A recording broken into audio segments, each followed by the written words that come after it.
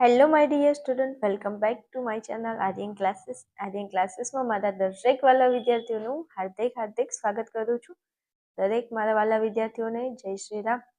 ચાલો, આજે આ વિડીયોની અંદર આપણે મળવાનું થયું છે 27 તારીખે તમારું તત્વજ્ઞાનનું પેપર છે. મને ખબર છે અઢળક વિદ્યાર્થીઓના ફોન મેસેજ આવી ગયા છે કે તત્વજ્ઞાન માટે આઈએમપી આપો, લાઈવ ક્લાસ લો, બધું જ કરવું છે. ભાઈ, હવે તમારા માટે હું ફ્રી છું. બસ આપણે તત્વજ્ઞાનની ધૂમધામથી તૈયારી કરવાની છે, જેમ આપણે લગ્નમાં જતા હોઈએ અને કેવી તૈયારી કરીએ, આહા જેની વાત ના પૂછો.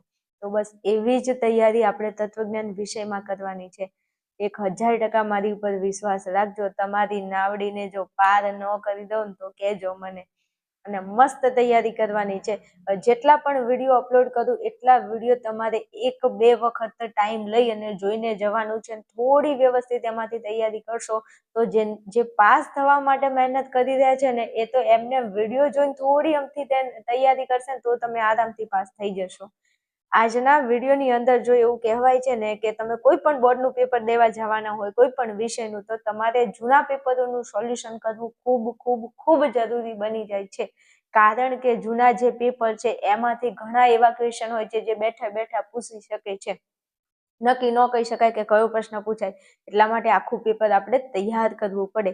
ચલો, એવું જ આજે એક પેપર માર્ચ 2024નું પેપર, આપણા તત્વજ્ઞાન વિષયનું પેપર, આજે ફૂલ્લી સોલ્યુશન વિભાગ A, B અને C અને D ના પ્રશ્નો પણ અમુક એવા છે જેનું સોલ્યુશન હું તમને આ વિડીયોની અંદર આપવાની છું. તો વિડીયોને બિલકુલ સ્કીપ નથી કરવાનો, શરૂઆત કરવી છે. ચાલો ફટાફટ વિભાગ A ઉપર આગળ વધીએ છીએ. વિભાગ A આપણો 20 ગુણનો છે. તમે 20માંથી 20 ગુણ લાવી શકો છો. કેપેસિટી હોવી જોઈએ તમારી તૈયારી કરવાની. અને બીજું કે તત્વજ્ઞાન વિષય એવો છે ને જેમાં તમે 100માંથી 100 માર્ક આરામથી લાવી શકો છો. ઘણા વિદ્યાર્થીઓને આવ્યા છે. ચાલો, આપણો વિભાગ એ છે. પ્રશ્ન નંબર આપણો 1 છે. થોડું ઝૂમ કરી દો એટલે તમને દેખાય. હાલો, પ્રશ્ન નંબર આપણો 1 છે. નીચેનામાંથી એકમુખી કારક ઓળખાવો. એકમુખી કેમ એકમુખી કારક? એને એક જ મોઢું છે? ના, એવું નથી. એ એક જ વિધાનને લાગુ પડે છે. એટલે એકમુખી કારક કયું છે? નિષેધ છે. ભાઈ, આપણા ટોટલ 5 કારકો છે. સમુચય છે, વિકલ્પન છે, શરતી છે, દ્વિશરતી છે અને નિષેધ છે. આ નિષેધ એકલું છે એ એકમુખી કારક છે અને ઉપરના જે 4 છે એ દ્વિમુખી છે. ઓકે માય ડિયર સ્ટુડન્ટ, એટલે યાદ રહી જશે એકમુખી, નિષેધનું એકમુખ. શું? નિષેધનું એકમુખ. આવું યાદ રાખજો એટલે પરીક્ષામાં બેઠા હોય પ્રશ્ન પૂછાય તો તમને મજા આવી જાય.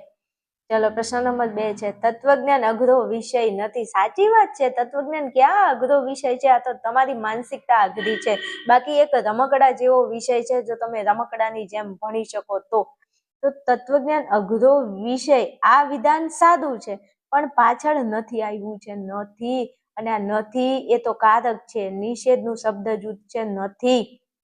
તો જો વિધાનની અંદર કોઈ પણ કારક આવી જાય તો એ વિધાન સાદું વિધાન ન કહેવાય. એ સાદા વિધાનમાંથી કયું વિધાન બની જાય બેટા? સંયુક્ત વિધાન બની જાય.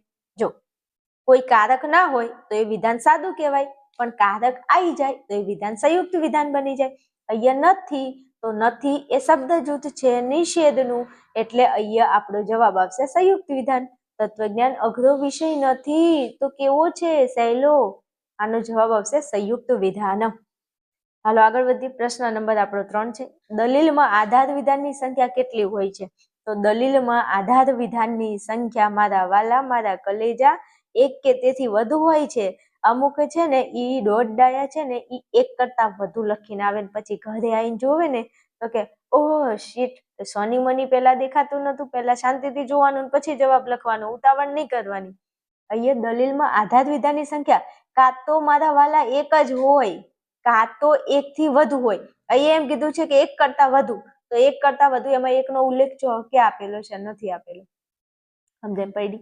એટલે આપણો જવાબ તમારે લખવાનો છે 1 કે તેથી વધુ. હો, દલીલમાં આધાર વિધાનની સંખ્યા કેટલી? 1 કે તેથી વધુ. અને આ ક્વેશ્ચન 1000%ના 1000% મોસ્ટ આઈએમપી એકદમ ચવાઈ ગયેલો પ્રશ્ન છે, વારંવાર પૂછાય છે. પછી તું મને ના કહેતી કે બેન મને કીધું નહોતું હો, એટલે સોની મની તૈયારી કરી લે છે. હા, જે કહું ને કે આટલું તમારે તૈયાર કરવાનું છે તો તમારું માઇન્ડ બંધ કરી અને મારી વાતનો ભરોસો કરીને તૈયાર કરી લેવાનું છે હો, નહીં તો મજા નહીં આવે એમ. હાલો પ્રશ્ન 4 માં આગળ વધવું છે. આધાર વિધાનોના એક સમુચયમાંથી શું નિષ્પન્ન કરી શકાય છે મારા વાલા? તો આધાર વિધાનમાંથી ફલિત વિધાન નિષ્પન્ન થાય એવી તમને ખબર પડવી જોઈએ. પણ શું કરું, ક્યાં દુઃખ લઈને જાવું મારે? મારા એક્સ ના સ્ટુડન્ટ એવું કે છે કે બેન અમે તો ભણ્યા જ નથી તો અમને ક્યાંથી આવડે? પણ જે ભણ્યા છે એમને તો આવડે ને ભાઈ, કે આધાર વિધાનોના એક સમુચયમાંથી શું નિષ્પન્ન કરી શકાય? તો બેટા ફલિત વિધાનને નિષ્પન્ન કરી શકાય છે. શું નિષ્પન્ન કરી શકાય? ફલિત વિધાનને નિષ્પન્ન કરી શકાય છે. અઢળક વખત પૂછાયેલો પ્રશ્ન છે, વારંવાર પૂછાય છે, પછી તમે મને ન કહેતા હો. હાલો આગળ વધવું છે. પ્રશ્ન નંબર 5 માં ઉત્તરાંગના નિષેધ પરથી પૂર્વાંગના નિષેધને લગતા નિયમને સંક્ષેપમાં શું કહે છે મારા વાલાઓ, મારા કલેજાઓ? અનુમાનના 8 નિયમો, ચેપ્ટર નંબર 3 અનુમાનના 8 નિયમો, અને 8 નિયમોના સંક્ષેપ નામ, એના પૂરા નામ અને એનું રૂપ એવી રીતે ભણાવ્યું છે ને કે તમે તમારા છોકરા જો તત્વજ્ઞાન રાખે ને તો તમે એમને ભણાવી નાખો ને એટલા સુધી તમને યાદ મળતે દમ તક ન ભૂલાય એવી રીતે 8 નિયમો ભણાવ્યા છે. તમે વિડીયો ન જોયો હોય તો રાહ કોની જોવો છો? આટલો વિડીયો પૂરો કરીને પછી અનુમાનના નિયમોનો વિડીયો જોવા જજો. તો મસ્ત પ્રશ્ન છે. હવે સાંભળજો, મારે તમને એક ટ્રીક આપવી છે. જો 2 વખત આવે નિષેધ ને નિષેધ, 2 વખત નિષેધ નિષેધ લખેલું હોય તો તમારે જવાબમાં લખી દેવાનું એમટી. શું લખશો? એમટી. કોઈ શંકાને સ્થાન આપ્યા વગર મારા વાલા લખી નાખજો એમટી નો નિયમ. ઉત્તરાંગના નિષેધ પરથી પૂર્વાંગના નિષેધને લગતા નિયમને સંક્ષેપમાં શું કહે છે? તો એને એમટી કહે છે મારા વાલા. શું કહે છે? એમટી કહે છે. જે અનુમાનના 8 નિયમો છે એમાં એમપી, એમટી, એચએસડીએસ, સીડી, સિમ, કોન્જ અને એડ, 8 નિયમોના નામ. પૂરું, આગળ વધુ. હાલો, મસ્ત પ્રશ્ન, એટલે મને આમ મારો ફેવરેટ ક્વેશ્ચન છે હો ભાઈ. અને મારો ફેવરેટ છે એનો મતલબ કે તમને ખબર પડી જવી જોઈએ કે પ્રશ્ન મોસ્ટ ટાઈમ છે, વારંવાર પૂછાય છે. પ્રશ્ન નંબર 6 કે રૂપલક્ષી સાબિતીમાં ત્રાંસી લીટીની આગળ લખવામાં આવતો આ પી શેનો નિર્દેશ કરે છે? તો મારા વાલા આપણે 3જું ચેપ્ટર જે છે એમાં તમે રૂપલક્ષી સાબિતીના દાખલા ગણો તો એમાં પી લખેલો આવે. આ ત્રાંસી લીટી કરે ને પછી પી લખેલો આપે છે, ખબર છે? તો કે તો આ પી જે છે ને કોનો નિર્દેશ કરે છે? તો આ પી જે છે એ બેટા આધાર વિધાનનો નિર્દેશ કરે છે. કોનો? આધાર વિધાનનો નિર્દેશ કરે છે.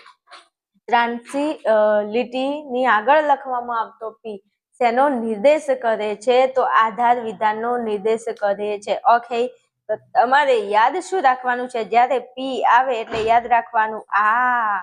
શું? આ પી. શું? આ પી. અહીંયા પી તો છે, પી ની સાથે યાદ રાખો આ. નહીં તો એમ કે પી આપી, પીજા, ફટાફટ પીજા, ચલ પીજા. આ પી. શું? આ પી.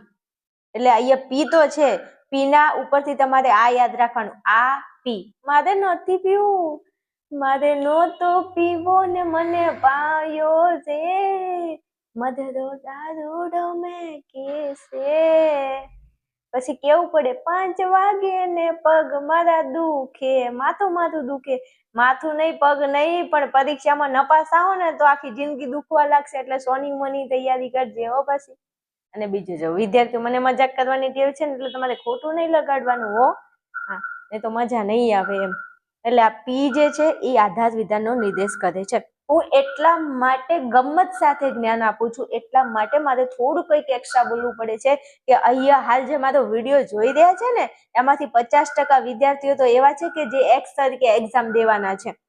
અને 50%ની માંથી વાત કરું તો 25% વિદ્યાર્થીઓ એવા છે ને જે મેરિડ છે, મતલબ લગ્ન કરેલા છે ને એમના 2-3 છોકરા છે ને એવા ભાઈઓ બહેનો મારા વિડીયો હાલ જોઈ રહ્યા છે. હું સાચું બોલતી હોય તો કોમેન્ટ કરજો. હા બેન, તમારી વાત એકદમ સાચી. હવે ક્યાં તમે સંસારમાં રચ્યા પચ્યા રહેતા હોય ને તમારે ધોરણ 12 ની પરીક્ષા આપવાની હોય ને એ કેટલું અઘરું પડે, એ મારા સિવાય બીજું કોઈ ન જાણી શકે. હા, એટલે સારી એવી કોમેન્ટ કરતા રહેજો તમારે. હાલો આગળ વધવું છે ફટાફટ. પ્રશ્ન નંબર આપણો 7 છે. 4 પદવાળા સંવિધાનમાં કેવા પ્રકારનો દોષ થાય છે? 4 પદવાળા સંવિધાનમાં કેવા પ્રકારનો દોષ થાય છે? હવે હું એમ કહું છું કે ભાઈ પ્રશ્નમાં જવાબ આપેલો છે, તમે જુઓ ને, 4 પદ. તો ઊંધું કરો, 4 પદ. પદને આગળ લાગો, પદ. 4 ને પાછળ લઈ જાઓ, પદ 4. તો જોજો આવું ક્યાંય દેખાય છે? તો કે આ રહ્યું પદ અને 4 ને બદલે ચતુષ્ટય. તો મારા વાલા 4 ને સંસ્કૃતમાં ચતુષ્ટય કહેવાય? તો કે તો પદ ચતુષ્ટયનો દોષ. અહીંયા 4 પદ આપેલું છે ને તમારે ઓપ્શનમાંથી 4 પદનું ઊંધું કરવાનું, પદ ચતુષ્ટય. લો પ્રશ્નમાં જવાબ નથી, ખાલી જવાબ આપીને છૂટી જતી અને યાદ કેમ રાખવું ને એ પણ સમજાવું છું. ખબર પડી? એમને તમે મારી જોડે તત્વજ્ઞાન ભણવા નથી આવતા, એમને 100 માંથી 100 મારા વિદ્યાર્થીઓને નથી આવતા. ઓફલાઈન હોય કે ઓનલાઈન બધા વિદ્યાર્થીઓને આવી રીતે ભણાવું છું, કારણ કે જો થોડી નાની અમથી તમારી જોડે ટ્રીક હોય અને જો તમે મારી વાતનો ભરોસો કરી અને એને માઇન્ડમાં ફિટ કરી નાખ્યું, પરીક્ષામાં પૂછાય તો મારા શબ્દો તમારી કાનની અંદર ગુંજશે, આવું હું કહું છું અને અહેસાસ કરી લેજો એમ. હાલો, એટલે તમને યાદ રહી ગયું કે 4 પદ વાળા સંવિધાનમાં પદ ચતુષ્ટયનો દોષ થાય છે. ઓકે, હાલો આગળ વધુ. પ્રશ્ન નંબર આપણો 8 છે. નિરુપાધિક સંવિધાનમાં પ્રત્યેક પદનો ઉપયોગ કેટલી વાર થાય છે મારા વાલા? તો નિરુપાધિક સંવિધાનમાં પ્રત્યેક પદનો ઉપયોગ બેટા 2 વાર થાય છે. કે હે બેન 2 વાર કેવી રીતે? તો બેટા 3 વિધાનનું આપણું જે સંવિધાન છે એમાં તમને ખબર હોય કે નીચે તો પસા હોય જ, પછી ઉપર કોઈ બી જગ્યાએ પ અને સા આવે અને એક વખત મધ્યપદ, બીજી વખત મધ્યપદ. જો 2 વખત પક્ષપદ આવે, 2 વખત સાધ્યપદ આવે, 2 વખત મધ્યપદ આવે. તો નિરુપાધિક સંવિધાનમાં પ્રત્યેક પદનો ઉલ્લેખ એટલે મધ્યપદ, સાધ્યપદ, પક્ષપદ, સાધ્યપદ, પક્ષપદ, મધ્યપદ, આ 3 પદ કેટલી વખત આવે સંવિધાનમાં? તો 2 વખત આવે. તમે આકૃતિનો ભેદ દોરતા હશો, લખતા હશો એટલે તમને ખબર હશે કે પક્ષપદ ભાઈ 2 વખત આવે, સાધ્યપદ 2 વખત આવે, મધ્યપદ 2 વખત આવે. તો એમ તો પૂછ્યું છે કે નિરુપાધિક સંવિધાનમાં પ્રત્યેક પદનો ઉલ્લેખ કેટલી વાર હોય છે? 2 વાર. કેટલી વાર? 2 વાર. ઓકે, હાલો આગળ વધુ. પ્રશ્ન નંબર આપણો 9 છે. કેટલાક પરથી સર્વ પર જવાનું બૌદ્ધિક સાહસ શેમાં હોય છે? તો કેટલાક પરથી સર્વ પર જવાનું બૌદ્ધિક સાહસ વ્યાપ્તિકરણમાં હોય છે. સાહસ કોણ કરે છે? વ્યાપ્તિ. છોકરીનું નામ છે વ્યાપ્તિ, તમે એવું યાદ રાખેલો. વ્યાપ્તિની અંદર બહુ સાહસ છે, એટલે જવાબ તમને આ યાદ રહી જશે. કેટલાક પરથી સર્વ પર જવાનું બૌદ્ધિક સાહસ. સાહસ તો વ્યાપ્તિ જ કરી શકે હો ભાઈ, બીજું કોઈ ન કરી શકે. વ્યાપ્તિકરણ. હાલો, પછી પ્રશ્ન નંબર 10 છે. અનિવાર્ય શરતોનો સમુચય એટલે શું? 1000%ના 1000% પ્રશ્ન મોસ્ટ આઈએમપી છે મારા વાલા, મારા કલેજા. તૈયાર કરી લેજે. મને એવું લાગી રહ્યું છે કે આ ક્વેશ્ચન આ વિભાગ એનો કદાચ 2026માં પૂછાય. અનિવાર્ય શરતોનો સમુચય એટલે શું? તો પર્યાપ્ત શરત. હવે સાંભળજો, અહીંયા અનિવાર્ય શરત કીધું છે હો, તો જોજો શરત અહીંયા શરત છે તો કાં તો આ શરત જવાબ આવે, કાં તો આ શરત જવાબ આવે. આ નિગમન તો આવે જ નહીં, વ્યાપ્તિ તો આવે જ નહીં. તો કે હા બેન એ વાત સાચી. અહીંયા ક્યાં શરત છે? ના નથી. તો 2 તો ઓપ્શન જતા રહ્યા શરત વગરના. હવે આંશિક શરત, આ તો આપણા તત્વજ્ઞાનમાં આવો કોઈ શબ્દ જ નથી આંશિક શરત વાળો. તો વધ્યો આપણો એક જ જવાબ, પર્યાપ્ત શરત. જે ભણતા હોય ને એમને ખબર પડે. એક્સ તરીકે એક્ઝામ આપતા એમને તો ક્યાંથી ખબર હોય કે આપણા તત્વજ્ઞાનમાં આંશિક શરત આવે છે કે નથી આવતું? તૈયારી કરી હોય તો ખબર પડે. તો અનિવાર્ય શરતોનો સમુચય એટલે પર્યાપ્ત શરત. મોસ્ટ આઈએમપી એમસીક્યુ છે બેટા, કરી લેજો, મારે કેવું ના પડે, તૈયાર કરી લેજો. હાલો ફટાફટ. પ્રશ્ન નંબર આપણો 11 છે. અનુમાન પ્રમાણ કયા પ્રમાણ પર આધારિત છે? તો અનુમાન પ્રમાણ પ્રત્યક્ષ પ્રમાણ ઉપર આધારિત છે. અનુમાન પ્રમાણ પ્રત્યક્ષ પ્રમાણ પર આધાર રાખે છે. ઓકે, હાલો પછી પ્રશ્ન નંબર 12. કોના પ્રત્યક્ષ જ્ઞાનથી અનુમાનની ક્રિયાનો આરંભ થાય છે? 1000%ના 1000%. મોસ્ટ આઈએમપી એમસીક્યુ મારા કલેજા, મારા કાળજાના કટકા તૈયાર કરી લેજે. પ્રશ્ન મોસ્ટ આઈએમપી છે, વારંવાર ચવાઈ ગયેલો પ્રશ્ન છે. જો આ પ્રશ્ન વિભાગ એમાં પૂછાય, એમાં ના પૂછાય તો બીમાં પૂછાય. 1000% કહું છું હો, મારા ગળાના હમશે તમને આ પ્રશ્ન તમારે તૈયાર કરવાનો છે. તમને વ્યાખ્યા પૂછી લે કે હેતુની વ્યાખ્યા લખો, અથવા તમને એમ કે કોના પ્રત્યક્ષ જ્ઞાનથી અનુમાનની ક્રિયાનો આરંભ થાય છે? તો હેતુના પ્રત્યક્ષ જ્ઞાનથી અનુમાનની ક્રિયાનો આરંભ થાય છે. આ હેતુ એટલે કે ધુમાડો. ધુમાડો. તમને ક્યાંથી ખબર પડી કે પેલા પર્વત ઉપર અગ્નિ છે? તો કે અમે ધુમાડાને જોયું ને એટલે અમને ખબર પડી. તો પ્રત્યક્ષ જ્ઞાન એટલે ધુમાડાને પ્રત્યક્ષ જોયો, નજર જોયો, નહીં નજર. હવે ગાવું નથી ને કે તમને વળી નજર કે સામને, जिगर के पास कोई रहता है ઓહ તુમ મની મની ભણવાનું કર ભણવાનું મજા આવે છે એમ તો મજા આવે હેતુ જવાબ આવે પ્રશ્ન મોસ્ટ ટાઈમ છે તૈયાર કરી લેજો હા હાલો આગળ વધવું છે કયા ધનને શ્રેષ્ઠ ધન કહ્યું છે વાહ ભાઈ વાહ શું પ્રશ્ન પૂછ્યો છે આમ મોજ મોજ મજો પડી જાય એવો પ્રશ્ન છે કે કયા ધનને શ્રેષ્ઠ ધન કહે છે અમુક તો એમ કે પૈસા એટલે આમ ધન ધને ધન પૈસા એટલે ધન સોનું એટલે ધન લો અમુક તો કે બચત એટલે ધન ના હોય ના તમારી જોડે જો જ્ઞાન છે તમારી જોડે જો વિદ્યા છે ને તો વિદ્યાને સર્વશ્રેષ્ઠ ધન કહેવામાં આવે છે આપણા તત્વજ્ઞાનની અંદર તો મારા વાલાઓ તમે લખીને ના આવતા કે પૈસા એ શ્રેષ્ઠ ધન છે સોની મોની નહીં વિદ્યા કયા ધનને શ્રેષ્ઠ ધન કહ્યું છે તો વિદ્યારૂપી ધનને શ્રેષ્ઠ ધન કહ્યું છે અને આ પ્રશ્નને હું સ્ટાર આપું છું મોસ્ટ એમપી એ બી માં પૂછાય એવો પ્રશ્ન છે કા એમાં પૂછાય કા બી માં પૂછાય પણ પ્રશ્ન 1000%ના 1000% એટલે કે મારા ગળાના હમશે તમારા પ્રશ્ન તૈયાર કરવાનો છે હો બીજી કોઈ વાત નહીં હાલો આગળ વધુ ફટાફટ સત્યને ઈશ્વર કોણ માને છે હવે સત્ય કીધું છે ને ઈશ્વર મારા વાલા કેમ તમને આપણા ગાંધી બાપુ વિશે ખબર નથી ગાંધીજી સત્યના ઉપાસક હતા અહિંસા અને સત્યના સૌથી મોટા ઉપાસક આપણા ગાંધી બાપુ હતા અને તમને ખબર છે ને આ આપણું જે ચેપ્ટર છે એમાં સત્યમ શિવમ સુંદરમ સત્યમ શિવમ સુંદરમ સત્ય હી શિવ હે સુંદર હે એટલે હું ગાયક નથી પણ થોડું ગાઈ લઉં છું તમારા માટે કે તમારા મોઢા ઉપર જો સ્માઇલ આવી જાય ને તો મને મજો પડી જાય કારણ કે આમે જિંદગી તો રૂલાતી હે મેરે દોસ્ત હસાને વાલા કોઈ તો चाहिए ના આ વાત ઉપર કોમેન્ટ કરજો કે બેન મસ્ત શાયરી છે તો મને મજો પડી જાય અને બીજું તમે મારી જોડે ભણો છો ને તો ખાસ કોમેન્ટ કરજો તમારી એકની કોમેન્ટ હું જોઉં છું પણ હાલ રિપ્લાય આપવાનો ટાઈમ નથી મારા વાલા અને તમારા બધાની કોમેન્ટોને હું દિલથી આવકારું છું તમારે કોમેન્ટ કરજો એટલે સત્યને ઈશ્વર કોણ માને છે આપણા ગાંધી બાપુ માને છે ઓ વાલા હાલો આગળ વધવું છે રિલિજિયન શબ્દનો અર્થ શું થાય છે તો રિલિજિયન શબ્દનો અર્થ થાય છે ફરી બાંધવું રિલિજન એટલે ધર્મનો અર્થ શું થાય છે ફરી બાંધવું જો કોઈ બધા વેર વિખેર થઈ ગયા હોય તો ધર્મના લીધે બધા ફરી પાછા એક દોરમાં બંધાઈ જાય છે તો રિલિજન શબ્દનો અર્થ થાય છે ફરી બાંધવું હેલો રિલિજન શબ્દનો અર્થ થાય છે ફરી બાંધવું ઓકે હાલો આગળ વધવું પ્રશ્ન નંબર 16 છે કોના મતે જે ધર્મને તર્ક વડે સમજણમાં ગોઠવે તે જ એને સમજે છે બીજો નહીં આવું કઈ જગ્યાએ કીધું છે તો મનુસ્મૃતિમાં આવું કહેવામાં આવ્યું છે શું મનુસ્મૃતિમાં આવું કહેવામાં આવ્યું છે કે જે ધર્મને તર્ક વડે સમજણમાં ગોઠવી શકે ને એ જ વ્યક્તિ એને સમજી શકે ધર્મને બાકી બીજો કયો વ્યક્તિ ધર્મને સમજી ન શકે ધર્મના નામે ઝઘડા કરવા એ ખોટી વાત છે ભાઈ ધર્મ એટલે શું છે ને એ હજુ કોઈને ખબર જ નથી રિયલ ધર્મ કોને કહેવાય ને એ હજુ કોઈને ખબર નથી તો આ મનુસ્મૃતિ આવું કહે છે મનની સ્મૃતિ ઓકે હાલો આગળ 17 જગતના વિદ્યમાન મુખ્ય ધર્મોની સંખ્યા કેટલી આ પણ પ્રશ્નને સ્ટાર વાળો કહું છું તૈયાર કરજો 11 ધર્મો છે એ તો આપણને ખબર પડે ને અને 9મા ચેપ્ટરમાં આ 9મું ચેપ્ટર તો તમારા માટે ફેવરેટ હોવું જોઈએ 21 ગુણનું ચેપ્ટર છે પાસ થવા માટે પહેલું 9મું ચેપ્ટર કરી લેવાનું એટલે વાત પૂરી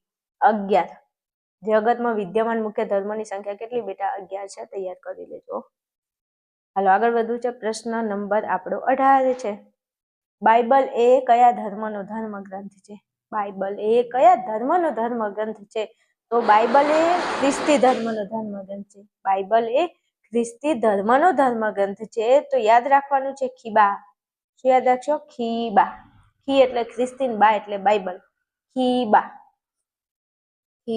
યાદ રાખી લેશો પ્લીઝ કારણ કે પ્રશ્ન મોસ્ટ ટાઈમ છે બેટા વારંવાર પૂછાય છે એટલા માટે કહું છું તૈયાર કરી લો કે બાઇબલ એ કયા ધર્મનો ધર્મગ્રંથ છે તો બાઇબલ એ ખ્રિસ્તી ધર્મનો ધર્મગ્રંથ છે ખીબા હાલો આગળ વધુ છું પ્રશ્ન નંબર 19 છે યોગશાસ્ત્રની શાસ્ત્રીય રચના કોને કરી છે તો યોગશાસ્ત્રની શાસ્ત્રીય રચના મહર્ષિ પતંજલિએ કરી છે યોગ પતંજલિના યોગ એવું યાદ રાખો એટલે તમને પ્રશ્નનો જવાબ આવડી જ જાય પ્રશ્ન પૂછાય છે મોસ્ટ ટાઈમ છે એટલે કહું છું યોગશાસ્ત્રની શાસ્ત્રીય રચના મહર્ષિ પતંજલિએ કરી છે. ઓકે, હાલો આગળ વધવું છે. પ્રશ્ન નંબર આપણો 20 છે. વિકસિત ચિત્તમાં કયા ગુણનું પ્રાધાન્ય હોય છે? તો વિકસિત ચિત્તમાં ભાઈ સત્વ ગુણનું પ્રાધાન્ય હોય છે. કયા ગુણનું? સત્વ ગુણનું પ્રાધાન્ય હોય છે. વિકસિત ચિત્તમાં કયા ગુણનું પ્રાધાન્ય હોય છે? સત્વ ગુણનું પ્રાધાન્ય હોય છે. તો યાદ કરી લેજો. હાલો, અહીંયા વિભાગ એ તમારો સફળતાપૂર્વક પૂરો કરી નાખ્યો છે. મસ્ત તમને સમજાવ્યું છે. હવે મારે તમને વિભાગ બી ઉપર આગળ લઈ જવા છે. એ પહેલા તમને એક સરસ મજાની વાત કરી લેવી છે કે મારા વાલાઓ, તમારી એક્ઝામ હવે કાલ નહીં પરમ દિવસ 26 તારીખથી સ્ટાર્ટ થાય છે. હજુ સુધી કાંઈ ન કર્યું હોય અથવા તૈયારી કરી નથી કરી, જો તમે સંપૂર્ણ તૈયારી અને સ્ટેપ બાય સ્ટેપ વ્યવસ્થિત જો તૈયારી કરવા માંગો છો તો ફટાફટ આપણા આર્યન ક્લાસીસ એપ્લિકેશનને ડાઉનલોડ કરી લો. ગુજરાતના હજારો વિદ્યાર્થીઓ આપણા એપ્લિકેશનમાં જોઈન થઈને ભણી રહ્યા છે. એ લોકોએ સરસ મજાનો આપણા આર્યન ક્લાસીસ એપ્લિકેશનમાં વિદ્યાર્થીઓ 5 વિષયનો એક પેપર સેટ મેં તૈયાર કરેલો છે. અને આ 5 વિષય કયા કયા છે? એક તો પહેલું આપણું ફેવરેટ તત્વજ્ઞાન, પછી મનોવિજ્ઞાન, ભૂગોળ, સમાજશાસ્ત્ર અને અર્થશાસ્ત્ર. આ 5 વિષયનો પેપર સેટ તૈયાર કરેલો છે. આ 5 વિષયમાં તમને 6 પેપર મળે છે. આટલા 6 પેપરનું તમે સંપૂર્ણ સોલ્યુશન વ્યવસ્થિત કરી લો તો તમે પાસ તો થઈ જવાના છો. આમાંથી તમને બેઠે બેઠું પેપર મળી રહેવાનું છે. પણ જે વિદ્યાર્થીનો ટાર્ગેટ છે કે આ બોર્ડની એક્ઝામ અમારે 90% સુધી પહોંચવું છે, તો એમને આપણો પેપર સેટ રામબાણ ઇલાજ સ્વરૂપે સાબિત થવાનો છે. અને જેને પાસ થવું છે ને એમના માટે તો આમ કહેવાય ને કે એમ રામબાણ કરતાંય કઈ વધારે હોય તો હું બોલી દઉં તમારા માટે. એમ કોઈ ચિંતા ના કરો, મારી પર વિશ્વાસ કરીને પેપર સેટ ખરીદીને ભણી શકો છો. અહીંયા તમને મેં કોન્ટેક્ટ નંબર આપેલો છે. આ નંબર ઉપર તમે ફોન મેસેજ કરી અને મને વધારે માહિતી મેળવી શકો છો પેપર સેટ માટેની. ઓકે, ચાલો શરૂઆત કરીએ. ટોપિકમાં પાછા આવીએ છીએ. વિભાગ બી ની વાત કરવી છે વિદ્યાર્થીઓ. તો વિભાગ બી તત્વજ્ઞાનની વાત કરું તો એ, સી, ડી અને ઈ આ વિભાગ એવા છે જેમાં તમે માર્ક લાવી શકો છો. એમાં તમારો એક પણ ગુણ કટ ન થાય જો તમારી ટીપટાપ તૈયારી હોય તો. પણ વિભાગ બી એ તમને હળી કરે એવો વિભાગ છે. કેમ? કારણ કે આમાં જો કદાચ એકાદો પ્રશ્ન એવો મૂકી દે તો આપણે 100 માંથી 100 માર્ક આવતા હોય તો 99 જ આવે. એમ હા, મારા એક વિદ્યાર્થીને આવું થયેલું છે એટલા માટે કહું છું. એટલે વિભાગ બી નું આપણે સારી રીતે વ્યવસ્થિત સોલ્યુશન કરી લેવાનું છે. વિદ્યાર્થીઓ, આપણા યુટ્યુબ ચેનલની અંદર વિભાગ સી ના આઈએમપી ક્વેશ્ચન આપેલા છે જવાબ સાથે. વિભાગ ડી ના છે, વિભાગ ઈ ના છે અને વિભાગ એ નો વિડીયો ટૂંક જ સમયમાં આવી જશે. અને વિભાગ બી નો પણ એક આઈએમપી વિડીયો આપેલો છે. તમને આ વિડીયો ન મળતા હોય ને તો આ જે વિડીયો હાલ જોવો છો ને એના ડિસ્ક્રિપ્શનમાં જાઓ, ત્યાં પ્લેલિસ્ટની લિંક આપેલી છે. તત્વજ્ઞાનના આઈએમપી બોર્ડ પરીક્ષા 2026 એ પ્લેલિસ્ટ ઉપર તમે ક્લિક કરશો એટલે તમને બધા વિડીયો સ્ટેપ બાય સ્ટેપ મળી જવાના છે. તત્વજ્ઞાનના આઈએમપી વિડીયો તેમ છતાં ન મળે તો તમે વોટ્સએપ ચેનલ, ટેલિગ્રામ ચેનલની લિંક અહીંયા આપેલી છે એમાં જોઈન થઈ જાવ તો એમાં પણ હું શેર કરું છું તો તમને મળી જશે. ઓકે, હવે આગળ વધુ વિભાગ બી માં. હાલો, વિભાગ બી ની વાત કરવી છે તો વિભાગ બી આપણો 10 ગુણનો છે. બીજું જો ભાઈ વિડીયો તો લોંગ થવાનો છે કારણ કે 3 કલાકમાં તમારે પેપર પૂરું કરવાનું હોય. તો આ હું સોલ્યુશન તમને સંપૂર્ણ સોલ્યુશન આપું છું તો વિડીયો 1 કલાકનું તો થઈ જ જવાનો છે કારણ કે 3 કલાકનું પેપર 1 કલાકમાં પતાવું સારું કહેવાય એમ. ચલો, વિભાગ બી માં પહેલો પ્રશ્ન છે, વિકલ્પનની શાબ્દિક રજૂઆત માટે કયા શબ્દ જૂથનો ઉપયોગ થાય છે? તો મારા વાલા, વિકલ્પનની શાબ્દિક રજૂઆત માટે કાં તો અથવા શબ્દ જૂથનો ઉપયોગ થાય છે. કાં તો અથવા. વિકલ્પન આ વી છે એનો મતલબ કહેવાય એને વિકલ્પન કહેવાય. એની શાબ્દિક રજૂઆત માટે કયું શબ્દ જૂથ વપરાય? તો કાં તો અથવા વપરાય. સમુચયનું પૂછાય તો સમુચય માટે ખાલી અને યાદ રાખવાનું. શરતીનું પૂછાય તો શરતી માટે જોતો. શું યાદ રાખશો? જોતો. શરતી મારી સામુ જોતો. ના, મને શરમ આવે છે, હું નહીં જોઉં. કાંઈ નહીં, ના જોવું તો સોની મની ઘર ભેગી થા. તો શરતી એને કહેવાય જોતો. દ્વિશરતી. દ્વિશરતીનું શબ્દ જૂથ શું આવે? જોતો અને તો જ. શું કરતો તો? કાંઈ નતો કરતો, ખાલી જોતો તો જ. શું? ખાલી જોતો તો જ. તો દ્વિશરતીનું પૂછાય તો જોતો તો જ.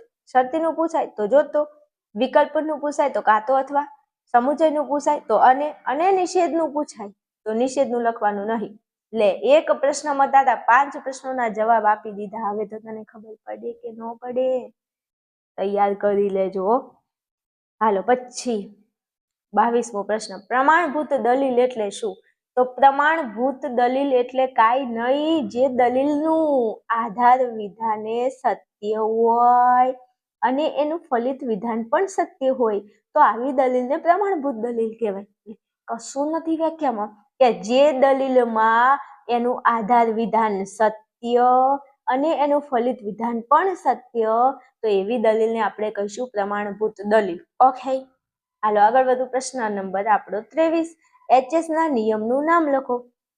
તો એચએસ ના નિયમનું નામ થશે સોપાધિક સંવિધાનને લગતો નિયમ. સોપાધિક સંવિધાનને લગતો નિયમ. એચએસ ના નિયમનું નામ કીધું છે તો સોપાધિક સંવિધાનને લગતો નિયમ. ઓકે, આગળ વધુ. હાલો, પ્રશ્ન નંબર 24, સંવિધાનના ફલિત વિધાનમાં કયા પદોનો સમાવેશ થાય છે? અરે રે રે રે, આવું તમને ન આવડે ને એટલે મને બહુ દુઃખ થાય હો ભાઈ. પક્ષ પદ અને સાધ્ય પદ. તમને નથી ખબર ફલિત વિધાનમાં પસા તો હોય જ, હોય કે ના હોય? તો કે હા બેન, ફલિત વિધાનમાં પસા તો હોય. આકૃતિ તમે નથી બનાવતા તો એમાં ફલિત વિધાનમાં પસા નહીં હોતું તો પનો મતલબ થાય પક્ષ પદ ને સાનો મતલબ થાય સાધ્ય પદ. તો આ બે પદો હોય. સંવિધાનના ફલિત વિધાનમાં કયા પદોનો સમાવેશ થાય? તો આ બે પદોનો સમાવેશ થાય છે. ઓકે, આગળ વધુ. તો કે હા વધો, ચાલો આગળ વધવું છે. અને હવે હું તમને જે વાત કરવા જઈ રહી છું ને એ વાત એટલે તમે અહીંયા જોઈ શકો છો. અહીંયા તમને એવું કીધું છે કે વ્યાપ્તિકરણ એટલે શું. આ વ્યાખ્યા એવી હતી કે મારા 2024માં એક મારી વિદ્યાર્થીની છે જેનું નામ છે કુંજલ. અમારા કુંજલબેન જે છે ને એમને 2024ની પરીક્ષા આપી હતી તત્વજ્ઞાનની. 100માંથી એને 99 માર્ક આવ્યા છે. આ 100માંથી એને કેટલા માર્ક આવ્યા? 99. એક મિનિટ, હા, આમ 100માંથી એને 99 માર્ક આવ્યા. કેટલા? 99. કેમ 99 માર્ક આવ્યા? આ વ્યાખ્યાના લીધે યાર. આ વ્યક્તિકરણની વ્યાખ્યા એને આવડતી હતી અને લખી હતી પણ થોડી મિસ્ટેક કંઈક કરી હતી. તો ખાલી આ એક વ્યાખ્યાના લીધે 100માંથી 99 માર્ક આવ્યા. હવે આ 99 માર્ક આવ્યા ને એની ખુશી નથી મારા વાલા, પણ આ એક માર્ક્સ જે કટ થયો ને એનું બહુ દુઃખ હતું. કેમ? કારણ કે આમ જો એક માર્ક આવી ગયો 100માંથી 100 માર્ક આવ્યા એવું કહેવાય. ખબર પડે છે? એટલા માટે વિભાગ બી ના પ્રશ્નો હું તમને કહું છું વધારે તૈયારી કરવાની. જેને 100માંથી 100 માર્ક લાવવા છે એની વાત કરું છું. પાસ થવા વાળા નથી કહેતી હો, તમે બિલકુલ મગજમાં ના લેતા. તમે નકે ક્યાંય માર્કેટમાં ગોઈ ત્યાં નહીં જડો પાછા. હા, હાલો, વ્યાપ્તિકરણ એટલે શું? એકદેશી અથવા વિશિષ્ટ આનુભવિક હકીકતોના નિરીક્ષણના આધારે એ હકીકતોને લગતા સર્વદેશી નિયમ તારવવાની માનસિક પ્રક્રિયાને કહીશું વ્યાપ્તિકરણ. ઓકે, વ્યાખ્યા સહેલી છે, લખી 2-3 વખત લખીને તૈયાર કરજો. હાલો, 26માં, પંચાવય અનુમાનનો પ્રથમ અવયવ કયો? પ્રતિજ્ઞા. હવે જોજો, સાંભળજો, એક પ્રશ્નના 5 પ્રશ્નો કરી આપું. પંચાવય અનુમાનનો પ્રથમ અવયવ કીધો. પ્રથમ અવયવ કે તો પ્રતિજ્ઞા આવે. બીજો અવયવ કે તો હેતુ આવે. ત્રીજો અવયવ કે તો ઉદાહરણ સહિત વ્યાપ્તિ આવે. ચોથો અવયવ કે તો ઉપનય. અને 5મો અવયવ કે તો નિગમન. લે, 5 જો અહીંયા પ્રથમ પૂછ્યું છે. હવે તમને 26માં પ્રથમ ના એ પૂછાય, તમને એમ કે મને બીજો અવયવ, તો પહેલો પૂછાય તો પ્રતિજ્ઞા, બીજો કે તો હેતુ, ત્રીજો અવયવ કે તો ઉદાહરણ સહિત વ્યાપ્તિ, ચોથો અવયવ કે તો ઉપનય અને 5મો અવયવ કે તો નિગમન. ઓકે, અને આ પ્રશ્નો પૂછાય છે એટલા માટે કહું છું તૈયાર કરી લેજો. બીજું, તમારા માટે હું જે તનતોડ મહેનત કરું છું ને, તમે તો પાસ થવા મહેનત કરો છો, પણ હું એક તમારો વિશ્વાસ મારી પર છે ને તો તમારા વિશ્વાસના લીધે હું કામ કરું છું. તો મારે કેવું ન પડ્યો. ચેનલને સબસ્ક્રાઇબ કરીને વિડીયોને લાઈક શેર કરતા રહેજો અને પ્યારી કોમેન્ટ તો બિલકુલ ઓછી ના કરતા હો. ઘટે તો જિંદગી ઘટે પણ મારા વિદ્યાર્થીઓની કોમેન્ટ ન ઘટવી જોઈએ, તો મને મજા આવશે ને તો તમને ફૂલ્લી સપોર્ટ મળી રહેશે આપણી ચેનલનો. હાલો, આગળ વધુ છે સામાજિક મૂલ્યના ઉદાહરણ. હું કહું ને કે આ પ્રશ્ન સ્ટાર વાળો છે, હું એવું કહું કે આ પ્રશ્ન મારા ગળાના હમ તમે તૈયાર કરી લેજો, હું એવું કહું કે આ પ્રશ્ન 1000% મોસ્ટ આઈએમપી છે, એવું કહું કે ચાલશે? ચાલશે? તમે સમજી ગયા? હા, તો પ્રશ્ન આ તૈયાર કરજો. સામાજિક મૂલ્યના ઉદાહરણ આપો. તો કુટુંબ, લગ્ન સંબંધ, મૈત્રી, સામાજિક સેવાના કાર્યો. આટલા ઇનફ છે. 2 ગુણ મળી અને 1 ગુણ તમને મળી રહેશે. કુટુંબ આવે, લગ્ન સંબંધ આવે, મૈત્રી આવે અને સામાજિક સેવાના કાર્યો. આ સામાજિક મૂલ્યના શું છે? એ ઉદાહરણ છે. ઓકે, આગળ વધુ. પ્રશ્ન નંબર આપણો 28. ધ્રુવ ધાતુનો અર્થ લખો. તો ધ્રુવ ધાતુનો અર્થ શું થશે? ધારણ કરવું, ધારણ કરવું અને ટકાવી રાખવું. આ બે તમારે લખવાના છે, ટકાવી રાખવું. ધ્રુવ ધાતુનો અર્થ શું થશે મારા વાલા? ધારણ કરવું અને ટકાવી રાખવું. આ બંને લખવાના છે અને મોસ્ટ ટાઈમ્પી ક્વેશ્ચન છે કે એવું ન પડે તૈયાર કરી લેજો. ઓકે, હાલો, પ્રશ્ન નંબર આપણો 29 છે. ગુરુ નાનકે કયા ધર્મની સ્થાપના કરી છે? તો યાદ રાખવાનું, ગુરુ આવ્યું છે. શું આવ્યું છે? ગુરુ. ગુરુ હંમેશા તમને શીખ આપે. શું આપે? શીખ આપે અને સારી શીખ આપે. એટલે ગુરુ નાનકે શીખ ધર્મની સ્થાપના કરી છે. તો આવું યાદ રાખશો ને કે ગુરુ શીખ આપે, તો ગુરુ શીખ આપે એ ઉપરથી તમને શીખ ધર્મ યાદ રહી જશે. અને ગુરુ એટલે કે ગુરુ નાનક. ગુરુ નાનકે કયા ધર્મની સ્થાપના કરી છે? તો ગુરુ નાનકે શીખ ધર્મની સ્થાપના કરી છે. ઓકે, પ્રશ્ન મોસ્ટ ટાઈમ્પી છે કે એવું ન પડે તૈયાર કરી લેજો. ચાલો, પ્રશ્ન નંબર આપણો 30 છે. પ્રત્યાહારનો અર્થ શું છે? તો પ્રત્યાહારનો અર્થ થશે પાછું વળવું. પાછું વળવું. પ્રત્યાહારનો અર્થ થાય છે પાછું વળવું. પ્રશ્ન વિભાગ એમાં MCQમાં પણ પૂછાય છે અને વિભાગ બીમાં પણ પૂછાય છે. પોતાની જવાબદારી સમજીને તૈયાર કરી લેજો. ઓકે, હાલો, આગળ વધવું છે. ફટાફટ આપણે વિભાગ સી ઉપર. ચલો, વિભાગ સી ની વાત કરીએ એ પહેલા દરેક મારા વાલા વિદ્યાર્થીઓ પ્લીઝ હજુ કહું છું, જે વિદ્યાર્થીઓએ પોતાની બોર્ડની એક્ઝામ પ્રત્યે હજુ કોઈ તૈયારી નથી કરી, તો તમે કોની રાહ જુઓ છો? એક્ઝામ તો ચાલુ થઈ જશે. કાલની ને પરમ દિવસથી એક્ઝામ ચાલુ થાય છે. હજુ તમે કોઈ તૈયારી નથી કરી, તમારો ટાઈમ વેસ્ટ કરી રહ્યા છો. તો તમે તમારા ટાઈમને વેસ્ટમાંથી બેસ્ટ બનાવી તમે આર્યન ક્લાસીસ એપ્લિકેશનમાંથી 5 વિષયનો પેપર સેટ તૈયાર કરી શકો છો. પેપર સેટમાંથી તમને બેઠે બેઠા પ્રશ્નો તમારા પેપરની અંદર જોવા મળી જવાના છે. તત્વજ્ઞાન વિષયના પેપર સેટ છે. મનોવિજ્ઞાન, ભૂગોળ, સમાજશાસ્ત્ર અને અર્થશાસ્ત્ર. આ 5 વિષયનો પેપર સેટ મેં તૈયાર કરેલો છે. અને આ જે પેપર સેટ છે એમાં એકલો પેપર સેટ નથી બેટા, એમાં વિભાગ A, B અને C નું સોલ્યુશન સાથેનો આપણો આ પેપર સેટ છે. તો રાહ કોની જુઓ છો? ફટાફટ તમને અહીંયા સ્ક્રીન ઉપર જે નંબર આપેલો છે એ નંબર ઉપર કોન્ટેક્ટ કરી અને તમે પેપર સેટ નું પેમેન્ટ કરી અને તૈયારી કરી શકો છો. તમને ફટાફટ પેપર સેટ એપ્લિકેશનમાં જ મળી જશે.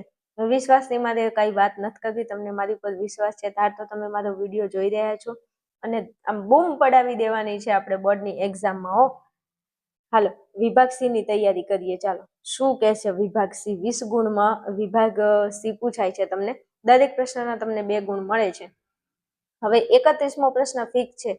5 કારકો છે અને 5 કારકમાંથી કોઈ પણ એક કારકનું તમને ખાલી સત્યતા કોષ્ટક પૂછી લેશે. તો તમને કોઈ પણ સત્યતા કોષ્ટક પૂછાય, તમારે અહીંયા લખી દેવાનું PQ અને પછી સામે જો તમને શરતીનું પૂછાય તો આગળ P મૂકો, પાછળ Q મૂકો અને વચ્ચે શરતીનું કારક મૂકી દો. એટલે મૂકી દીધું, પૂરું. આટલું કરી પછી સ્તંભ બનાવી દો. આ સ્તંભ આપણે બનાવી દીધા, વ્યવસ્થિત કોષ્ટક આવી રીતે બનાવી દેવાનું.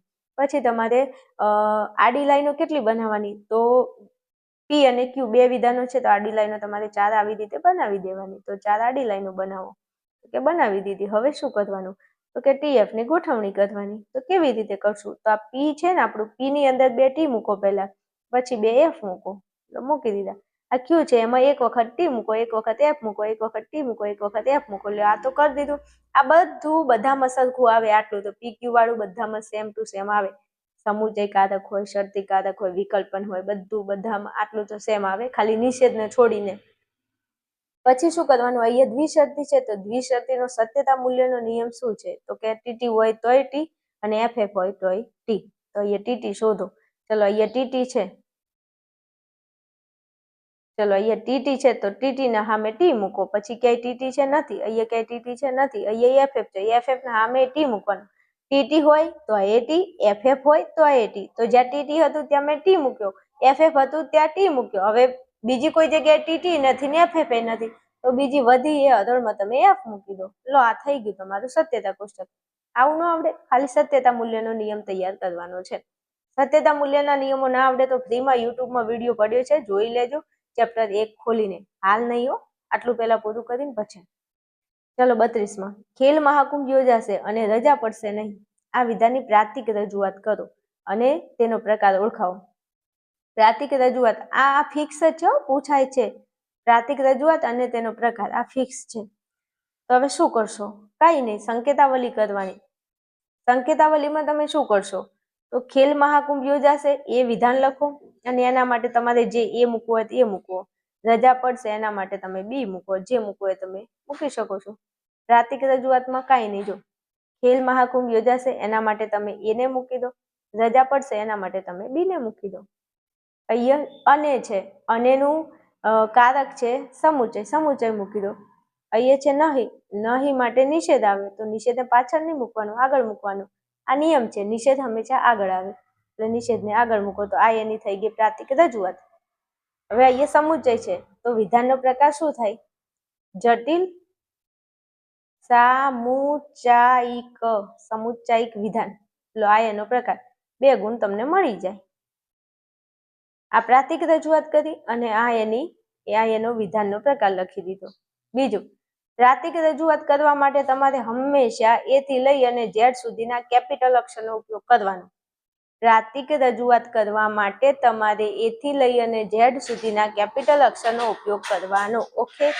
બીજી એક વાત તમને કરી દઉં મારા વાલા વિદ્યાર્થીઓ, કે તમને જો એ થી ઝેડ સુધીમાં તમને એ ગમે, બી ગમે, તમને આખી ABCD માંથી જે અક્ષર ગમે, ABCD માં અક્ષર જા રે, એમાં મને ગમે એક તું કે યુ, તમે જે લખો એ અક્ષરનો ઉપયોગ કરી શકો છો. ઓકે, હાલો હું આગળ વધું. ચલો, MP ના નિયમનું કથન અને રૂપ લખો. તો રૂપ થશે પી શરતી ક્યુ, પી તેથી ક્યુ. લો આ રૂપ લખી દીધું. હવે કથન લખવાનું. તો કથન માટે લખો, જો આધાર વિધાન તરીકે પી શરતી ક્યુ, પી શરતી ક્યુ અને પી આ 2 વિધાનો આપેલા હોય તો એમાંથી આપણે ક્યુ વિધાનને નિષ્પન્ન કરી શકીએ. બસ પૂરું, આટલું લખવાનું છે. રૂપ આવડે તો કથન આવડે, રૂપ ન આવડે તો કથન ન આવડે. રૂપ આવડે ને તો કથન આવડે, એટલે પહેલા રૂપ તૈયાર કરજો પછી કથન આવડી જશે. રૂપની અંદર નાના અક્ષરો ABCD ના લેવાના અને કથનમાં ABCD ના કેપિટલ અક્ષરો. સમજી ગયા તમે? મારે બીજું કાંઈ સાંભળવું નથી. રૂપમાં તમારે નાના અક્ષરો લેવાના અને કથનમાં કેપિટલ અક્ષરો ABCD ના, એટલે વાર્તા પૂરી.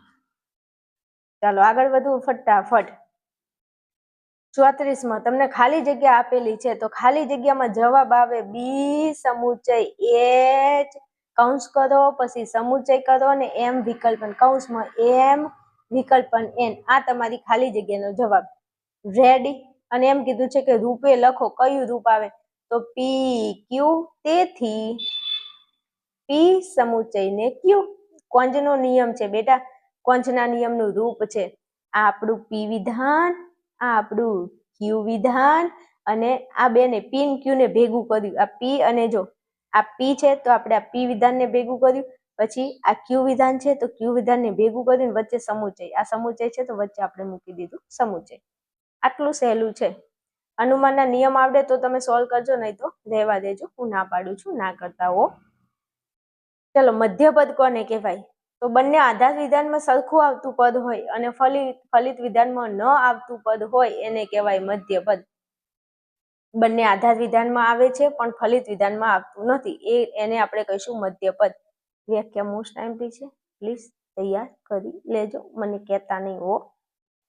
જો એનું સોલ્યુશન કરાવ્યું, બી નું સોલ્યુશન કરાવ્યું, સી નું સોલ્યુશન તમને આપું છું, એટલે તમે મારી મહેનતની જરા કદર કરજો. એટલે વિડીયોને લાઈક, શેર, ચેનલને સબસ્ક્રાઇબ કરજો અને કોમેન્ટની અંદર મારા માટે કઈ સારા 2 શબ્દો લખવા હોય તો લખી શકો છો. ચલો આવીએ તમને આકૃતિ અને ભેદ.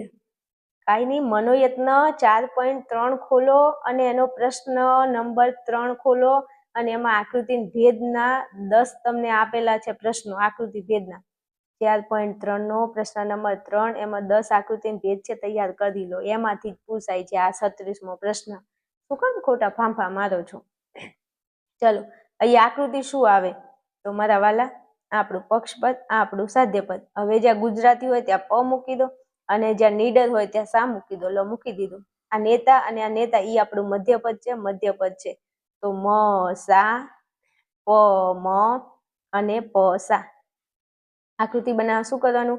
મધ્યપદને મધ્યપદથી જોડો, બાકી રહેતી લાઈન ખેંચો. ખેંચી લીધી. ઊંધો ઝેડ આવ્યો તો કે હા, તો ઊંધો ઝેડ એ કઈ આકૃતિ? તો ઊંધો ઝેડ એ સંવિધાનની પહેલી આકૃતિ. ઊંધો ઝેડ એ સંવિધાનની પહેલી આકૃતિ. કઈ આકૃતિ?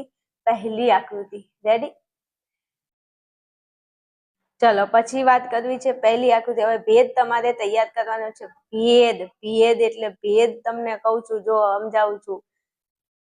ભેદ જોવા માટે તમારે સંવિધાનની આગળ જોવાનું ને પાછળ જોવાનું. તમારી આગળ પાછળ નહીં હો. એટલે આજુબાજુ ડાફેરા ના મારતા. અહીંયા આગળ જુઓ ને પાછળ જુઓ. જો આગળ સર્વ હોય અને પાછળ છે હોય તો એનો ભેદ બોલ્યા ચાલ્યા વગર તમારે હા લખી દેવાનો. જો સમજાવું છું વાલા, સમજાવું છું, અહીંયા ધ્યાન આપો.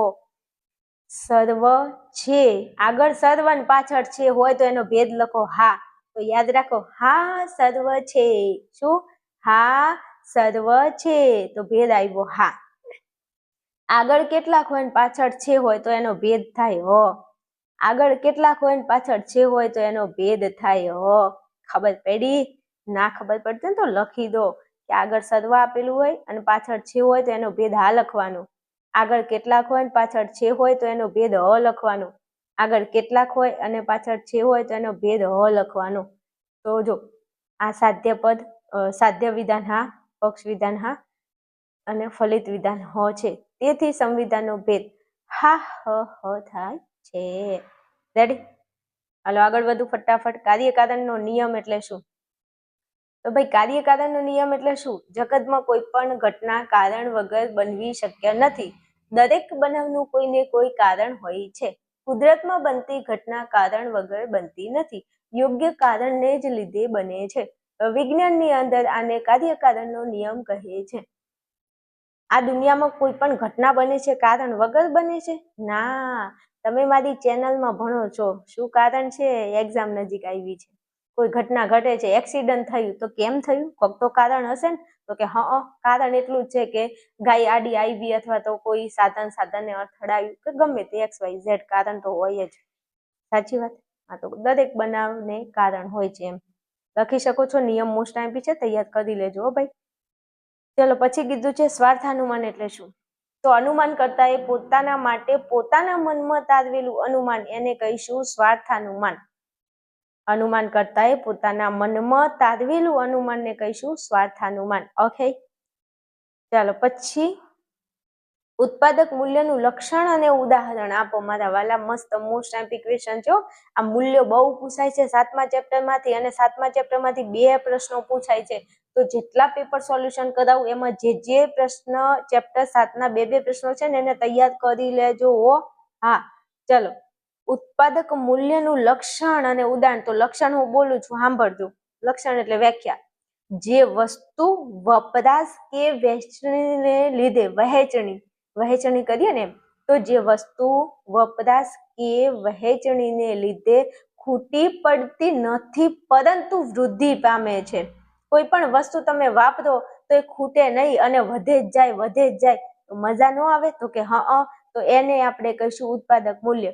તમે કોઈ વસ્તુને વાપરો તો એ ખૂટતી નથી પણ વધે છે, વૃદ્ધિ પામે છે, તો એને કહીશું ઉત્પાદક મૂલ્ય. એના ઉદાહરણ તરીકે જ્ઞાન. તમે જ્ઞાનને વાપરો અથવા વેચો તો એ વધે. હું તમને વેચું છું જ્ઞાન તો મારું જ્ઞાન વધે છે, દિવસે દિવસે ઓછું નથી થતું. પછી બીજું આનંદ. તમે આનંદને વેચો, એકબીજા સાથે આનંદને વેચો. જો તમારી અંદર આનંદ વધી ના જાય ને તો કહેજો મને. પ્રેમ. તમે પ્રેમને જેટલો વેચો એટલો પ્રેમ વધારે. ઘરમાં બધાની સાથે પ્રેમથી હળીમળીને રહો ને તો પ્રેમ વધે, ઓછો ન થાય. તો આ બધા ઉત્પાદક મૂલ્યના ઉદાહરણ છે. આ બધા તમે વાપરો અથવા વેચો તો એ ખૂટી ન પડે, એ વૃદ્ધિ પામે છે. ઓકે, હાલો આગળ વધવું છે ફટાફટ. આપણું પ્રશ્ન નંબર 40 છે. અંતર્ગત મૂલ્ય એટલે શું? તો વ્યાખ્યા બોલું છું, સાંભળજો. વ્યાખ્યા મોસ્ટ આઈમ્પી છે ને, તૈયાર કરવાની છે. તો અંતર્ગત મૂલ્ય એટલે શું? તો વ્યક્તિ જે વસ્તુને બીજી કોઈ વસ્તુના સાધન તરીકે નહીં પરંતુ તેને પોતાના માટે જ પસંદ કરે છે તે વસ્તુનું તેની દ્રષ્ટિએ અંતર્ગત મૂલ્ય છે. ફરી વ્યાખ્યા બોલું છું. વ્યક્તિ જે વસ્તુને બીજી કોઈ વસ્તુના સાધન તરીકે નહીં પરંતુ તેને પોતાના માટે પસંદ કરે છે તો તેની દ્રષ્ટિએ અંતર્ગત મૂલ્ય કહેવાય. ઉદાહરણ તરીકે જ્ઞાનને માટે જ્ઞાન મેળવનાર, કર્તવ્યના માટે કર્તવ્ય, કલાને માટે કલાની ઉપાસના. તમને અહીંયા ઉદાહરણ નહીં પૂછ્યા એટલે ઉદાહરણ તમારે લખવાની જરૂર નથી. ચાલો પછી 41મો પ્રશ્ન. જગતના તમામ ધર્મનો સુવર્ણ નિયમ શું છે? જગતના તમામ ધર્મનો સુવર્ણ નિયમ શું છે ભાઈ? તો જગતના તમામ ધર્મનો સુવર્ણ નિયમ એ છે કે તમે જેવા વર્તનની અપેક્ષા બીજા લોકો પાસે રાખો છો તેવું વર્તન તમે બીજા લોકો સાથે કરો. તમે એમ વિચારો કે મને બધા માન સન્માન આપે, તો તમારે કોકને માન સન્માન આપવું પડે મારા વાલા. પછી તમે કોકને ગાળો બોલો, તમે કોકનું ખોટું વિચારો, તો ઈ પછી તમને સામે આટલી મોટી સાંભળાઈ દે, એ પછી એમ તમારું એમ ને કે આવો ભાઈ, બેસો ભાઈ, એવું ના કે તમે. એટલે આ દરેક ધર્મનો સુવર્ણ નિયમ. અને આ સુવર્ણ નિયમ જો કા બી માં પૂછાય, કા એ માં પૂછાય, કા સી માં પૂછાય, પણ પૂછાય ઈ ફાઇનલ છે.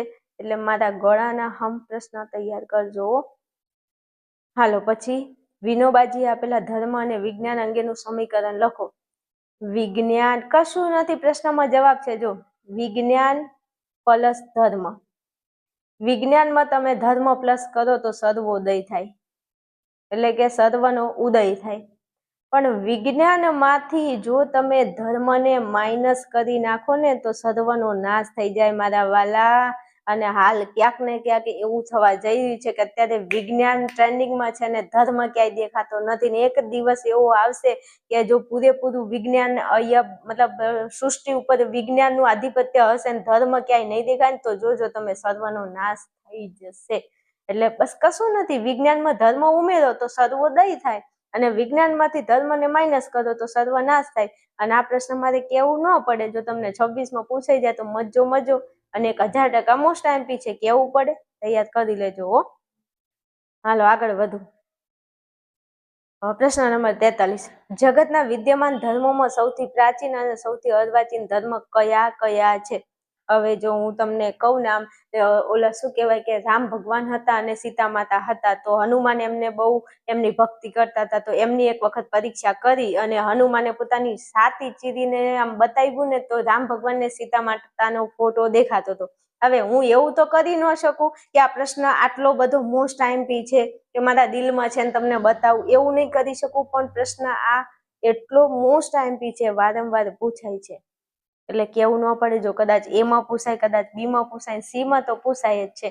તૈયાર કરી લેજો. જવાબ આપું છું. પ્રાચીન ધર્મ કે તો હિન્દુ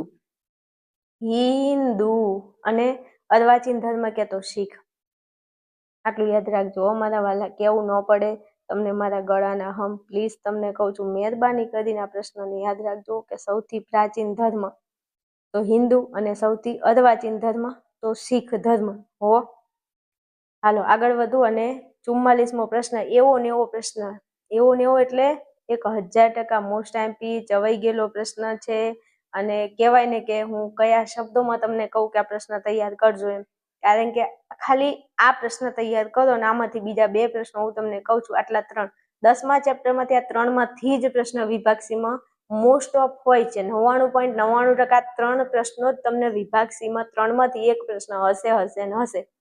કયા હું તમને કહી દઉં. જો અષ્ટાંગ યોગના 8 અંગો કયા?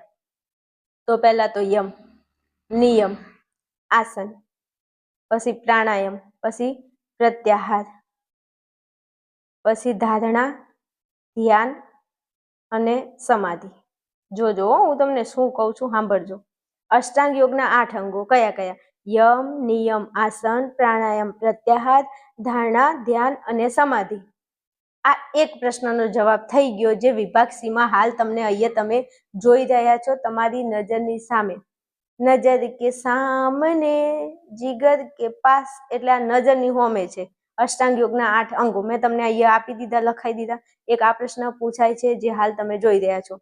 હવે બીજા 2 પ્રશ્નો આપું છું. એ કયા? તમને એવો પ્રશ્ન પૂછાય કે અષ્ટાંગ યોગના જે અંગો છે એમાંથી બહિરંગો કયા કયા? બહિરંગો. તમને અહીંયા અષ્ટાંગ યોગના 8 અંગો કીધું છે, એની જગ્યાએ એમ કે બહિરંગો. બહિરંગો કયા કયા? તો બહિરંગો ભાઈ 5 છે. કયા કયા? એક છે યમ, નિયમ, આસન, પ્રાણાયામ, પ્રત્યાહાર. આ 5 જે છે એ બહિરંગો છે. તો આ એ વિભાગ સી માં તમને પ્રશ્ન પૂછાય એટલે આ બીજા નંબરનો પ્રશ્ન થઈ ગયો. હવે ત્રીજા નંબરનો પ્રશ્ન પૂછાય કે અતરંગો કયા? અતરંગો. તો અતરંગો કે તો 3 છે. ધારણા, ધ્યાન અને સમાધિ. આ અતરંગો છે. અને 10મા ચેપ્ટરમાંથી હું તમને લખીને આપું છું કે આ 3 પ્રશ્નોમાંથી જ એક પ્રશ્ન વિભાગ સી માં 1000% પૂછાય છે. એટલે કેવું ના પડે, તમારી જવાબદારી સમજીને તૈયાર કરી લેજો. ઓકે, હાલો હું આગળ વધું. હાય શાંતિ થઈ. વિભાગ સી પૂરો થઈ ગયો. લે ચાલો વિભાગ ડી માં જવું છે. તો વિભાગ ડી હવે સોલ્વ નહીં કરાવવો, કારણ કે મારું ગળું દુખવા આવ્યું છે. વિભાગ ડી ના પ્રશ્નો આપેલા છે, જરા જોઈને તૈયારી કરી લેજો. પીડીએફ જોઈએ છે તો એપ્લિકેશન ડાઉનલોડ કરી લો. જૂના પેપરના જેટલા જૂના પેપર છે ને એની પીડીએફ હું એપ્લિકેશનમાં તમને આપી દઈશ. હાલો આગળ વધું છું. તમે અહીંયા પ્રશ્નો જોઈ શકો છો. ચાલો 49મો જે પ્રશ્ન છે ને ચેપ્ટર 4 માંથી, આકૃતિ, ભેદ અને પ્રામાણ્ય તમારે તપાસ કરવાનું છે. તો અહીંયા જે પ્રશ્ન છે ને એની આકૃતિ તમે દોરશો ને તો ત્રીજી આકૃતિ આવશે. એનો ભેદ તમને કહી દો. જો આગળ સર્વ અને પાછળ છે. સર્વ છે તો ભેદ હા થાય. હમણાં જ કીધું ને કે સર્વ છે આવે એટલે ભેદ હા લખવાનો. પછી કેટલાક અને છે, કેટલાક છે તો ભેદ હ લખવાનો, કેટલાક અને છે હોય તો ભેદ હ લખવાનો. એટલે આ આકૃતિ કઈ છે? ત્રીજી છે. દોરજો આકૃતિ એટલે ખબર પડી જશે. ત્રીજી આકૃતિ છે એનો ભેદ થાય હા, હ, અને આનું પ્રામાણ્ય થશે આ સંવિધાન પ્રમાણભૂત છે. અહીંયા કોઈ પણ દોષ લાગુ પડતો નથી, તેથી આ સંવિધાન પ્રમાણભૂત છે એવું લખી દેજો. ઓકે, ચલો પછી 50માં આ જે આપણું સંવિધાન છે એની આકૃતિ કહી દઉં તમને. તો બીજી આકૃતિ છે. આનો ભેદ સર્વ છે તો ભેદ હા, સર્વ છે તો ભેદ હા, સર્વ છે તો ભેદ હા. તો આકૃતિ બીજી છે, ભેદ હા હા હા હા હા હા. ભેદ શું થાય? હા હા હા. અને અહીંયા દોષ કયો થાય છે? અવ્યાપ્ત મધ્યપદનો દોષ થાય છે. જોઈ લેજો. ચલો પછી 51મો પ્રશ્ન છે, તમે અહીંયા જોઈ શકો છો 5મા ચેપ્ટરનો છે, જોઈ લેજો. ચલો પછી 52માં આવી જાવ તો અહીંયા મજા આવી જાય એવો ટોપિક છે. નીચેની પ્રાતિક રજૂઆતોમાંથી પ્રત્યેક અંગે તે કઈ વ્યાપ્તિ રીતિની છે? તો તમારે વ્યાપ્તિ રીતિ ઓળખાવાની છે. તો મારા વાલા, મારા કલેજા, તમે ફટાફટ આપણી ટેક્સ્ટ બુક ખોલો, એમાં મનોયત્ન પોચ ખોલો અને એનો પ્રશ્ન નંબર 3 ખોલો અને એમાં તમને બધી રીતિઓ આપેલી છે. ખાલી રીતિઓના નામ યાદ રાખવાના છે. તમારું કામ થઈ જશે. અને યુટ્યુબમાં એક વિડીયો અવેલેબલ છે, તમે ચેપ્ટર 5 સર્ચ કરજો એટલે મળી જશે.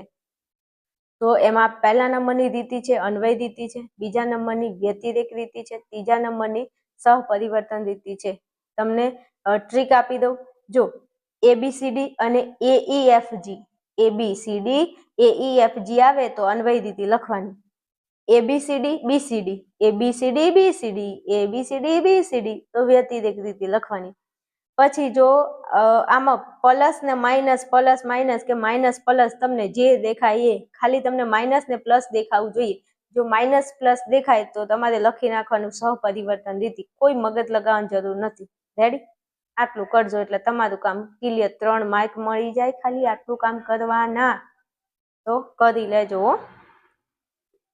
હાલો પછી તમને પ્રશ્નો અહીંયા જોઈ શકો છો. એમાં પ્રાર્થનાનું મહત્વ એ તો 1000% મોસ્ટ આઈમ્પી છે. પહેલો પ્રશ્ન પ્રાર્થનાનું મહત્વ કરી લેજો તમારે. ચલો પછી આગળ વધું તો પ્રશ્ન નંબર 55, હિન્દુ ધર્મના સ્થાપકો જણાવવાનું છે. તો હિન્દુ ધર્મનો સ્થાપક કોઈ નહીં. જૈન ધર્મના સ્થાપક કોણ છે? 24 તીર્થંકરો. એમાં પહેલા પૂછાય તો ઋષભદેવ અને 24માં પૂછાય તો મહાવીર સ્વામી. મોસ્ટ આઈમ્પી. ચલો પછી બૌદ્ધ ધર્મમાં ગૌતમ